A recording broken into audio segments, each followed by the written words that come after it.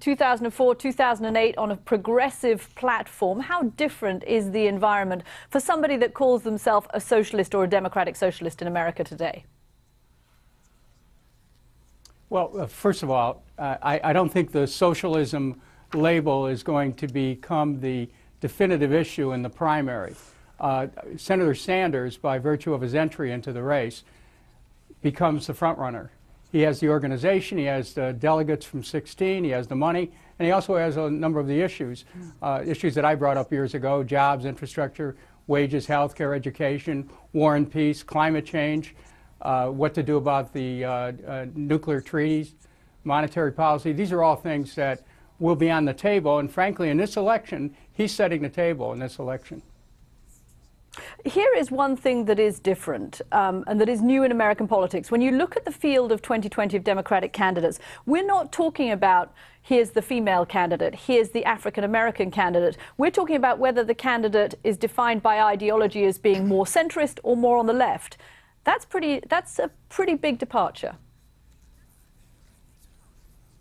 Well, jobs have an ideology all of their own. Wages have an ideology all of their own. People want economic stability. That's what they're going to be looking for. And I don't think that this primary will be lacking for discussions about how do you help more American families find economic prosperity. That's really going to be the concern. I think ideology could end up being the central issue in the general election, depending on who gets the nomination.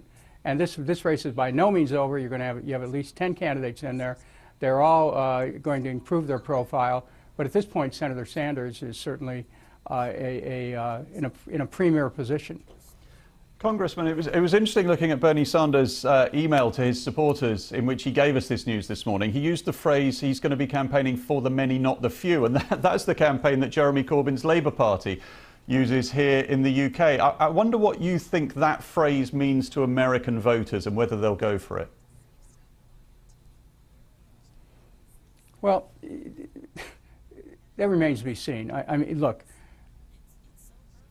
the politics of America right now are tremendously polarized, and it's not a good thing. It's filled with a lot of bitterness, and frankly, that could turn people off. So the broader the view the candidates take, the more inclusive the candidates are, the less polarized the candidates are. The chance that an election could actually unite people is still there. I don't, there are comparisons that have been given to Jeremy Corbyn and Bernie Sanders, but, this is America. It's a lot tougher sell to have a health care plan here. I put forward H.R. 676 years ago for universal health care. It's very tough in the United States because of all the insurance companies and pharmaceutical companies have. Cost of health care goes up. Bernie Sanders is making that an issue, but he won't be the only one making it an issue in this presidential campaign. I'd like to ask you a hypothetical. Do you think the environment has changed so much in the United States as far as the universal health care goes, for instance, that a candidate like yourself running now could be successful? Could you have had those failed bids for the nomination in 04 and 08? Could you have been successful in those had the narrative been as it is now? Well, there's some who suggest that those issues are more viable than ever. But I do want to say that the Democrats must come to an understanding of why people migrated over to the Trump campaign in 2016. And I think the upset occurred within working class people and people who were trying to make ends meet, and they just felt the Democratic Party didn't represent them anymore. You have to remember, the Democratic Party sold out on war. They sold out on Wall Street in 2008. They came in with the bailout for the banks. I led the effort the other way, but I will tell you that there was a faith broken with the Democratic Party and the American people. And so this election must present an opportunity to rebuild that faith, to reclaim that faith, to give people an opportunity to believe that government can actually function in their interests. And as paradoxical as it seems, people went with Donald Trump because they, who happen to have been Democrats, who felt that, look, the Democratic Party isn't what it used to be.